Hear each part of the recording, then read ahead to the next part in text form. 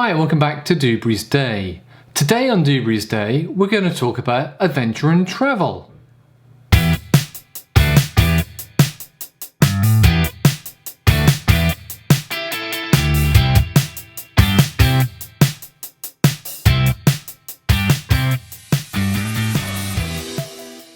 So welcome back. Today's going to be a slightly different type of vlog. Today I'm going to cover how we as the family organise our trips away. We don't typically use a travel agent and thus saving yourself a bit of money.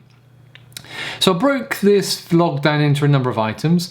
I've broken it down into hotels, flights, airport parking and things to do in your chosen destination. So let's look at flights. The tool I use is Skyscanner. So we open up Google, we go to Skyscanner, and then we click on the first link, www.skyscanner.net, and that will be in the link below as well. All of these links will be listed below. We're flying from London. We want to go to Toronto, and we want to go towards the end of August. So we're going to go on the 23rd of August, and we want to return on the 30th. So we change the settings here. There's 3 travellers, there's 2 over 16, that's me and Mrs. Doobs, and there's Minnie Doobs who's 14 during the flight.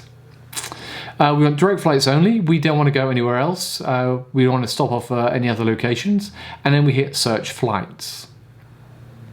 Skyscanner goes off, it checks all of these various websites. This is an aggregator. What it does, it will return slowly the various flights that would be applicable for us going to Toronto from somewhere in London.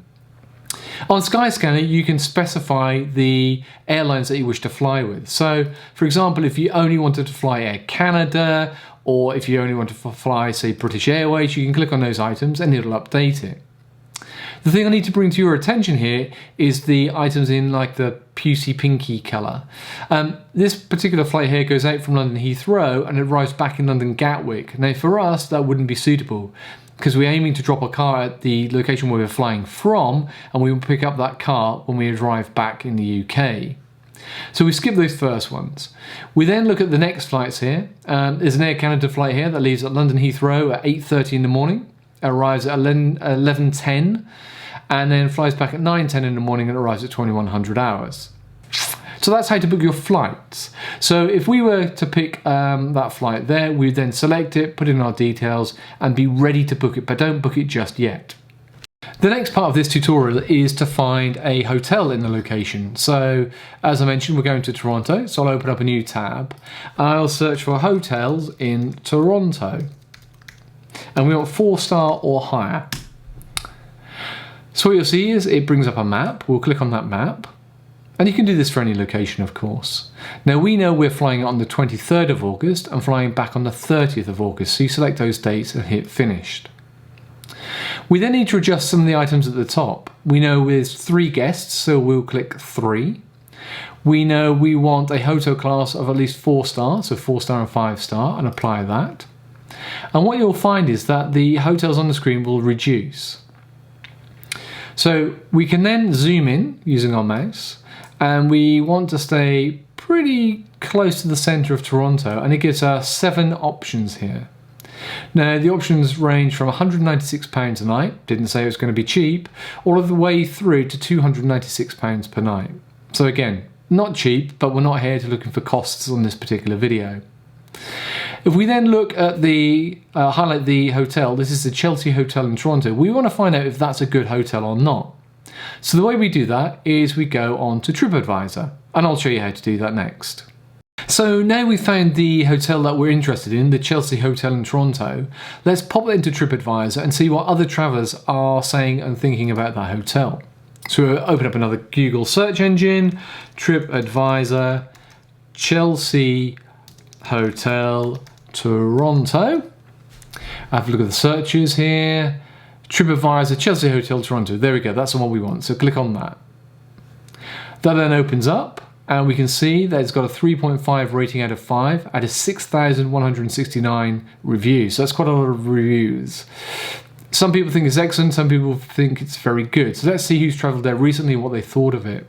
So this one was reviewed yesterday. It says a hotel surprise, explore Toronto, visit a family, blah, blah, blah, blah. Click on more. The room was spacious and there was enough room to invite guests. I wasn't too amazed by the grocery area they had on the first floor, as drinks and snacks were quite overpriced. So it gives you a general view of the hotel. So if that's the hotel that you're interested in, we'll go back to our hotels tab. We'll click on the Chelsea Hotel. This takes you to the Chelsea Hotel Toronto. If there were multiple websites that allow you to book this hotel, they would be listed here.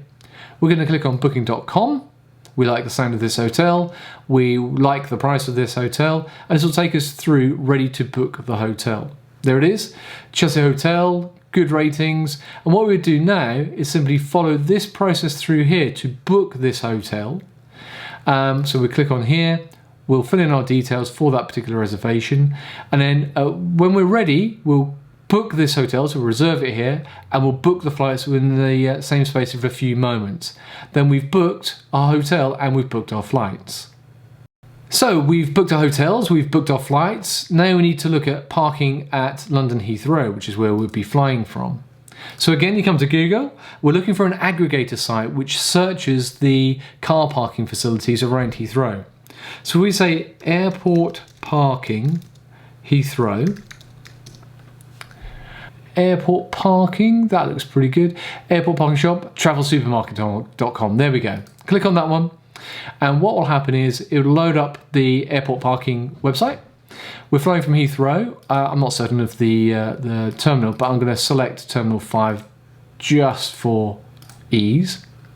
We're parking from the 23rd to the 30th, and our flights are about 8:30, so if we arrive about 6 a.m, and then we will pick up our car, we arrive back at 9 o'clock, so let's say 10 o'clock, and we hit search.